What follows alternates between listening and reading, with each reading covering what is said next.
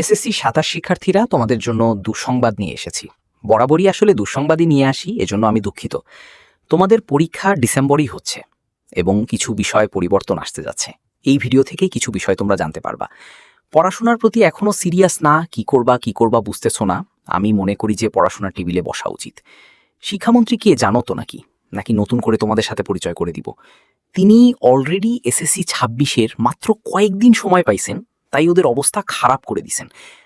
ওদের উপর অনেক প্রকার নিয়মকানুন চালু করেছেন এবং বেশ নিয়মকানুন যেগুলো আগে ছিল সেগুলোকে আরও বেশ কড়াকড়ি করেছেন। তোমাদের বেলা কি মনে হয় করবে না? তোমাদের বেলা আরও বেশি করবে। আমরা পরীক্ষা নিয়ে কথা বলি।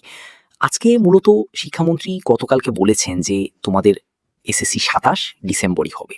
কেন ডিসেম্বরে সে কথাও তিনি ওভাবে উল্লেখ না করলেও বাট এইটুকু বোঝা যায় তোমাদের কিন্তু পরীক্ষা হওয়ার কথা ফেব্রুয়ারিতে। আমি আবারও বলছি, পরীক্ষা হওয়ার কথা ফেব্রুয়ারিতে, সেখানে পরীক্ষা এখন নেবে মূলত ডিসেম্বরে শুরু করে জানুয়ারিতে পরীক্ষা নেবে, এভাবে কথা হচ্ছে।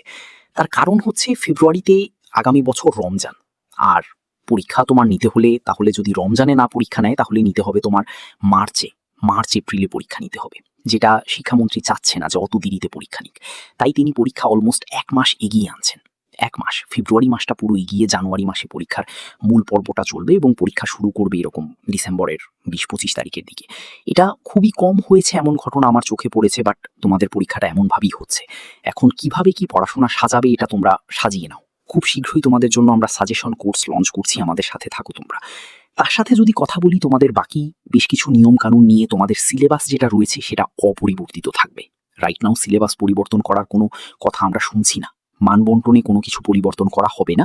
তোমাদের যারা জুনিয়র ওদের থেকে হয়তোবা কিছু বিষয় চেঞ্জেস আসতে পারে, তবে তোমাদের বেলা এটা নিয়ে তোমরা ভয় পেও না। অনেকে ভয় পাচ্ছ যে মনে প্রশ্ন নতুন হবে, নতুন সিলেবাস আসবে, নতুন মানবন্টন আসবে না। রাইট নাও ওরকম কোনো কিছু চেঞ্জেস দেখতে পাচ্ছি না। আমরা যদি আসে অবাক হব না, কারণ অনেক কিছুই আনএক্সপেক্টেড আমাদের সামনে ঘটছে। তবে পরীক্ষা, খাতা দেখা, মূল্যায়ন, রেজাল্ট প্রকাশে অনেক বড় সড়ো একটা পরিবর্তন আসতে যাচ্ছে। এইটা তোমরা এক প্রকার ধরিয়ে নিতে পারো। কিভাবে জানো?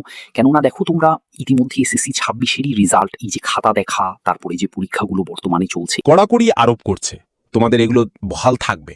সো তোমরা যদি ভালো করে পড়ালেখা না করো তখন কিন্তু তোমরা এগুলো সাফার করবা, তোমরা প্রবলেমে পড়বা। তাই পরামর্শ থাকবে সুন্দর করে পড়াশোনা করার জন্য। আর সর্বোপরি কথা বলবো তোমাদের যে পরীক্ষা ব্যবস্থা নিয়ে এবং তোমাদের টাইমলাইন নিয়ে, এটার রুটিন, যাবতীয় যে কার্যক্রম, এটা খুব আগে আসবে। যেমন আগে প্রি টেস্ট হবে, আগে টেস্ট হবে, তারপরে তোমার পরীক্ষা হবে। তো এগুলো খুব দ্রুত হয়ে যাবে। সামনেই দেখবা ২ দিন পরেই তোমাদের প্রি টেস্টের রুটিন দিয়ে দিছে, তারপর দেখবা তোমাদের টেস্ট পরীক্ষার রুটিন দিয়ে দিছে, দেন ফর্ম ফিল আপ, দেন রুটিন প্রকাশ, দেন তোমাদের পরীক্ষা শুরু হতে। যদি আমি এখন পুরো এপ্রিল মাসটাকে বাদ দিই, মে জুন